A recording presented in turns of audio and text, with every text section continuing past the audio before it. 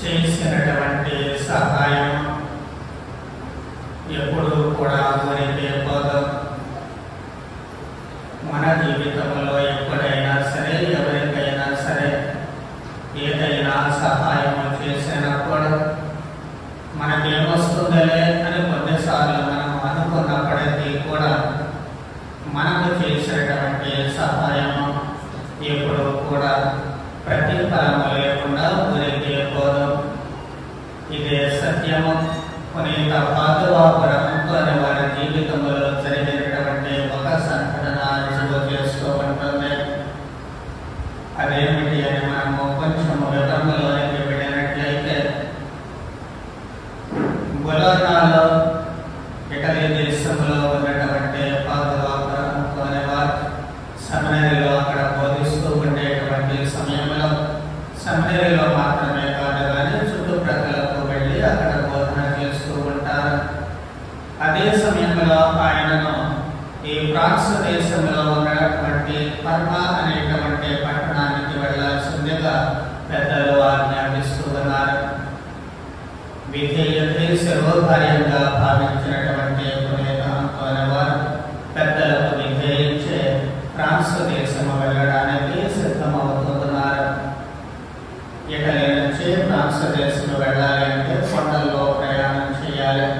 చాలా కష్టమైనటువంటి ప్రయాణము. అప్పటికే అంతోని వారి కాళ్ళకు పుండ్లు ఉన్నాయి. అవి ఇంకా పూర్తిగా తగ్గలేదు. ఆయన ఊపిరితిత్తుల చుట్టూ నీరు చేరుకుంటుంది. దానివల్ల శ్వాస పీల్చుకోవడం కూడా చాలా కష్టంగానే ఉంది. ఇన్ని అవాంతరాలు బాధలు ఉన్నప్పటికీ కూడా తమ పెద్దలు ఇచ్చినటువంటి ఆజ్ఞ ఉంది.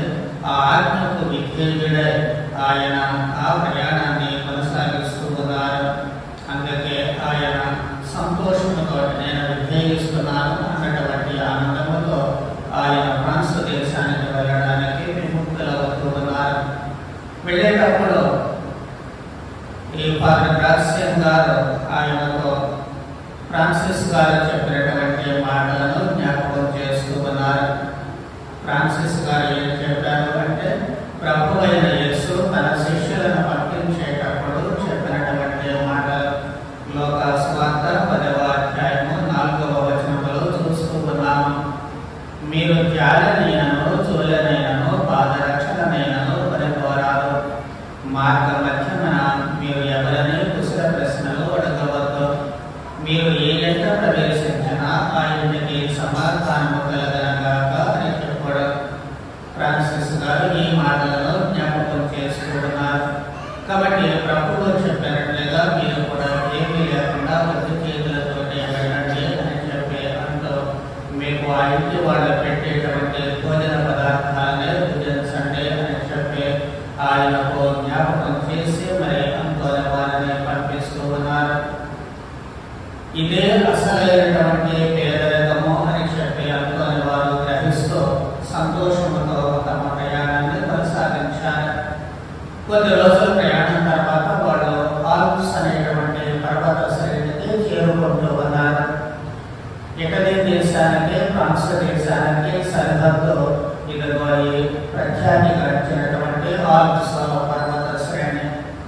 వాళ్ళు ఆ పర్వతాలలో ఒక రోజు ప్రయాణం చేసిన తర్వాత ప్రక్కనే ఉన్నటువంటి అన్నేసి అనేటువంటి పట్టణ పొలిమేరకు చేరుకుంటూ ఉన్నారు. ఆ సమయానికి దాదాపు ఎప్పటిలాగా ప్రొద్దుతూగుతూ ఉంటుంది. దట్టమైనటువంటి మేఘాలు ఆకాశమున కమ్ముకున్నాయి. ఏ క్షణంలోనైనా పిడుగులతో కూడినటువంటి వర్షం రావడానికి సిద్ధముగా ఉన్నట్టు వాతావరణము చాలా భయంకరంగా ఉంది. వాళ్ళు అలాంటి వాతావరణంలో ఆ దగ్గరలో దొరికినటువంటి ఒక పెద్ద ఇంటికి వెళ్ళి అక్కడ తలుపు కొడుతూ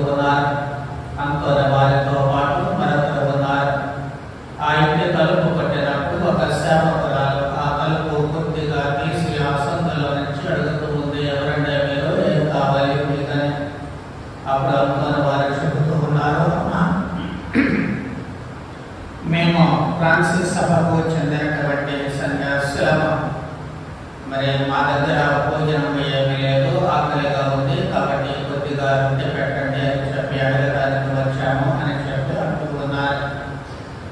సరే, మా ఇంట్లో యజమానురాలని అడిగి వస్తాను అని చెప్పి ఆమె చెప్పే లోపలనే అక్కడ లోపల ఉన్నటువంటి యజమానురాలు గట్టిగా కేక వేస్తూ ఉంటుంది. వాతావరణం ఇలా ఉన్నప్పుడు ఎప్పుడెవరు వచ్చారు అని చెప్పి గట్టిగా అరుస్తూ ఉంటుంది. అప్పుడు ఆ సేవకురాలు వెళ్ళి ఇదిగో సన్యాసులు వచ్చారు, వారికి భోజనం కావాలట అని చెప్పి చెబుతూ ఉంటుంది. వెంటనే ఆ యజమానురాలు భోజనం మాత్రమేనా, ఉండడానికి బస అవసరం లేదా అని చెప్పి అడుగుతూ ఉంటుంది. అలా అడిగి ఉండకుండా వెంటనే బయటకు వస్తూ ఉంటుంది.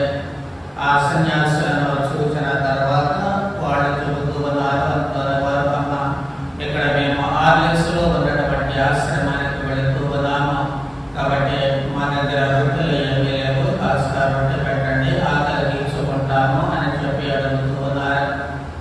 వెంటనే ఆ యజమానురాలు అయ్యా మీరు బయట ఉండవద్దు, లోపలికి రండి, విశ్రాంతి తీసుకుంటే భోజనమే కాదు ఈ రాత్రికి మీరు మా ఇంట్లోనే బస చేయాలి, మీకు అవసరమైనటువంటి ఏర్పాట్లు అన్నీ చేస్తాము అని చెప్పి ఆమె చెబుతూ ఉంటుంది. వెంటనే దేవుడు మీకు శాంతిని దయచేస్తారు అని చెప్పినటువంటి వారు మీ దయకు దేవుడు మిమ్మల్ని దీవిస్తారు, మీరు చూపించినటువంటి ఈ మంచితనము ఊరికి పోదమ్మా అని చెప్పి ఆమెను దీవిస్తూ ఉన్నారు. ఆ రాత్రి చలి కాచుకోవడానికి మరి నిప్పుల మంట వద్దకు ఆమె వారిని తీసుకుని వెళుతూ ఉంటుంది. ఆ తర్వాత వాళ్ళు ఫోన్ చేసి విశ్రమించారు. ఆ తెల్లారి బ్రేక్ఫాస్ట్ దగ్గర కూర్చున్నప్పుడు మన వారు ఆయనతో పాటు వచ్చినటువంటి ఆయన ఇద్దరు కూడా ఆ ఫ్రెంచ్ భాషలోనే మరి ఏ విధంగా మనం సువార్తను ప్రకటించాలి, ఎక్కడ ప్రకటించాలి, ఎలా ప్రకటించాలి అనేటువంటి అంశాలను గురించి వాడు మాట్లాడుకుంటూ ఉన్నారు. అది అయిపోయిన తర్వాత ఆమె ఆసక్తిగా జాగ్రత్తగా వింటూ ఉంది. ఆ టైంలో వీళ్ళు సరే అమ్మ మేము వెళ్ళొస్తాము, మరి మేము చాలా దూరం ప్రయాణం చేయాలి అని చెప్పి వారు ఇచ్చినప్పుడు ఆ యజమానురాలు ఒక మాట చెబుతూ ఉంటుంది. స్వామి, మీరు నన్ను నా కుటుంబాన్ని ప్రత్యేకంగా నేను గర్భవతిని ఎప్పుడు నా గర్భములో ఉన్నటువంటి ఆ బిడ్డ కోసం మీ ప్రార్థనలో జ్ఞాపకం చేసుకోండి అని చెప్పి అర్థిస్తూ ఉంది. వెంటనే అనుకున్న వారు ఆయనకు ఏదో ఒక రకమైనటువంటి ప్రేరణ కలుగుతూ ఉంటుంది. ఆ ప్రేరణల నుంచి ఆయన తనకు తెలియకుండానే ఆమెను దీవిస్తూ ఉన్నారు. ఇదిగో అమ్మ, నీవు త్వరలోనే నీ బిడ్డను గురించి ఆనందిస్తావు, నీకు పుట్టబోయేటువంటి ఆ బిడ్డ ఒక గురువు అవుతారు. ఆయన వేరే చోటకు వెళ్ళి ఈ క్రీస్తుని గురించి బోధిస్తారు. బోధించడమే కాదు, ఆయన ఎంతో మందికి రక్షణ సువార్తను అందించిన తర్వాత ఒక వేద సాక్షి అవుతారు అని చెప్పి దీవిస్తూ ఉన్నారు. ఆమె చాలా సంతోషపడింది. వేద సాక్షిగా తన బిడ్డ మరణిస్తారు అన్నటువంటిది ప్రక్కన పెట్టేస్తే దాని గురించి ఆలోచించడం, ఆ రోజుల్లో ఎవరైనా సరే వేద సాక్షిగా మరణించేటువంటి అదృష్టం వచ్చింది అంటే చాలా సంతోషించేటువంటి వాడు. కాబట్టి ఈమె కూడా తన బిడ్డ వేద సాక్షి అవుతారు అనుకుంటే చాలా సంతోషించాల్సినటువంటి విషయమే. ఏమైనప్పటికీ ఆ గురువు ఇచ్చినటువంటి ఆ దీవెనకు ఆమె హృదయము ఒప్పందిపోతూ ఉంటుంది, గురువుతో స్తోత్రాలు చెబుతూ ఉంటుంది. వారిద్దరూ కూడా అక్కడ వీడ్కోలు తీసుకుని అక్కడ నుంచి తమ ప్రయాణాన్ని కొనసాగిస్తూ ఉన్నారు. అంకుల్ వారు చెప్పినటువంటి ఆ ప్రవచనము ఉంది పుట్టబోయేటువంటి బిడ్డల గురించి, అది అక్షరాల ఆ తర్వాత నెరవేరుతూ ఉంటుంది. కొద్ది కాలానికి ఆ తల్లి ప్రసవించడం జరుగుతూ ఉంటుంది. ప్రసవించినటువంటి ఆ బిడ్డకు ఫిలిప్పు అనేటువంటి నామకరణం చేస్తూ ఉంటుంది. ఆ తర్వాత ఆ బిడ్డ తిరిగి పెద్దవాడే ఫ్రాన్సిస్ వారి సభలోనే చేరుతూ ఉన్నాడు. అక్కడ నుంచే పవిత్ర దేశము, ఆ రోజుల్లో పవిత్ర దేశంగా పిలువబడేటువంటి నేటి ఇశ్రాయేలు, ఆ దేశానికి వెళుతూ ఉన్నాడు. అనేక సంవత్సరాలు అక్కడ ఈ సువార్త పరిచర్య చేస్తూ ఉన్నాడు. అయితే అప్పుడు ఉన్నటువంటి వేద హింసల్లో పెట్టేటువంటి నేపథ్యంలో అక్కడ రెండే తాత్కాలిక మతాన్ని వదిలివేయడం లేదా మరణించడం, ఈ రెండింటిలో ఏది కావాలి అనేటువంటిది నాటి శాసనం. అయితే ఇక్కడ ఈ ఫిలిప్ అనేటువంటి గురువు తన క్రైస్తవులను బాగా ఉత్తేజపరుస్తూ మనము సువార్త కోసము, క్రీస్తు కోసము మరణించాల్సి వచ్చిన భయపడకూడదు, మన విశ్వాసాన్ని నిలబెట్టుకుందామని చెప్పి అందరినీ ప్రేరేపించారు. అనేక మంది మరణించారు. చివరిలో ఇదిగో ఈ ఫిలిప్ గారు కూడా వేద సాక్షిగా మరణిస్తూ ఉన్నారు. ఆ విధముగా అంతోని వారు అక్కడ ఆమెకు ఇచ్చినటువంటి ఆ ప్రవచనం లేక చెప్పినటువంటి ప్రవచనము నెరవేరుతూ ఉంటుంది. ఈ సంఘటన మనకు ప్రారంభంలో అనుకున్నట్లుగా చేసినటువంటి సహాయము ఎప్పుడు ఊరికే పోదు, అది మనకు తిరిగి వస్తుంది అన్నటువంటి సత్యాన్ని బోధపరుస్తూ ఉంది. ఆమె ఎంతో మంచి మనసుతో అంతోని వారిని ఆహ్వానించండి. వాళ్ళు అడిగితే కాస్త భోజనమే, కానీ భోజనంతో పాటు ఉండడానికి కూడా ఆమె బస ఏర్పాటు చేస్తూ ఉంటుంది. దాని ఫలితం తన కుమారుడు ఒక వేద సాక్షి అయ్యేటువంటి మహాద్భుత వరాన్ని ఆమె పొందుతూ ఉంటుంది. తన కుమారుడు ఒక గురువు అయ్యేటువంటి అద్భుత వరాన్ని ఆమె పొందుతూ ఉంటుంది. అందుకే ప్రభువు కూడా మనం గమనించినట్లయితే మత్తయి సువార్త 10వ అధ్యాయము 41వ వచనంలో అంటూ ఉన్నారు, ప్రవక్తను ప్రవక్తగా గుర్తించి స్వీకరించేవాడు ప్రవక్త బహుమానమును పొందను, నీతిమంతుని నీతిమంతుడిగా గుర్తించి స్వీకరించేవాడు నీతిమంతుని బహుమానమును పొందను.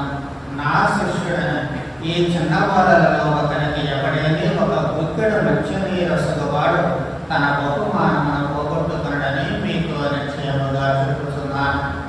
ప్రభువు చెప్పినటువంటి ఈ మాటలు అక్కడ అక్షరాలను నెరవేరుతూ ఉన్నాయి. ఆమె గురువుని ఆదరించే ఫలితంగా తన కుమారుడే గురువు అయ్యేటువంటి వరాన్ని పొందుతూ ఉంటుంది. కాబట్టి ఆమె చేసినటువంటి ఆ సాయము, ఆమె చూపించినటువంటి ఆ ఉదారత తిరిగి ఆమెకు ఆ బహుమానాన్ని ఇస్తూ ఉంటుంది. వేరే బహుమానం కాకుండా అదే బహుమానం ఎవరినైతే తాను ఆదరించిందో ఆ వాళ్ళు పొందేటువంటి ఆ బహుమానము తాను పొందేటట్లు చేస్తూ ఉంటుంది. ఇదే మన జీవితంలో ఎల్లప్పుడూ గుర్తుంచుకోవాల్సినటువంటి విషయం. చాలాసార్లు మనం ఇతరులకు సహాయం చేయాల్సి వచ్చినప్పుడు కొన్నిసార్లు ఇష్టంతో చేస్తూ ఉంటాము, కొన్నిసార్లు వాళ్ళకి తప్పించుకోవడానికి చేస్తూ ఉంటాము, కొన్నిసార్లు ఏ దారి లేక చేస్తూ ఉంటాము. కానీ మనం గుర్తుంచుకోవాల్సినటువంటి విషయం ఏమిటి అంటే, మనం చేసేటువంటి సహాయము చిన్నదైనా పెద్దదైనా మళ్ళీ అది మనకు ఏదో ఒక రూపంలో తిరిగి వస్తూ ఉంటుంది. మనకు దయ చూపిస్తే మనకు దయ చూపించబడుతూ ఉంటుంది. కష్టాల్లో ఉన్నటువంటి వారిని మనం ఆదుకున్నప్పుడు, మనం కష్టాల్లో ఉన్నప్పుడు ఖచ్చితంగా ఎవరో ఒకరిని దేవుడు ప్రేరేపించి మనలను ఆదుకునేటట్లు చేస్తూ ఉంటారు. ఇది జీవిత సత్యం. అనేక మంది జీవితాల్లో ఇది అనుభవానికి వస్తూ ఉంటుంది. కాబట్టి ఈ విషయాన్ని కనుక మనం మర్చిపోకుండా గుర్తించుకున్నట్లయితే మనము కూడా ఉదార స్వభావంతో ఉండడానికి అవకాశము కలుగుతూ ఉంటుంది.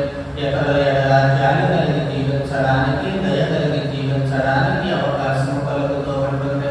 ఇలాంటి ఉదార స్వభావము మనకు ఉన్నట్లయితే ఖచ్చితంగా మనము క్రీస్తును ప్రతిబింబించేటట్లుగా తయారవుతూ ఉంటాం.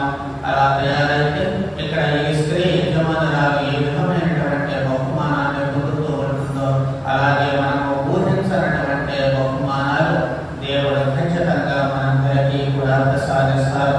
కాబట్టి అలాంటి సాయం చేసేటువంటి మనం, ఇతరులను ఆదరించేటువంటి సద్బుద్ధి మనందరికీ కూడా ప్రసాదించమని కొనేక బాధలో ప్రార్థన వారి ద్వారా భగవంతుడిని ప్రార్థన చేద్దాం. పితా పుత్ర పవిత్రాత్మ నామమున. దేవుడు మిమ్ము మీ కుటుంబములను దీవించుదరగాక.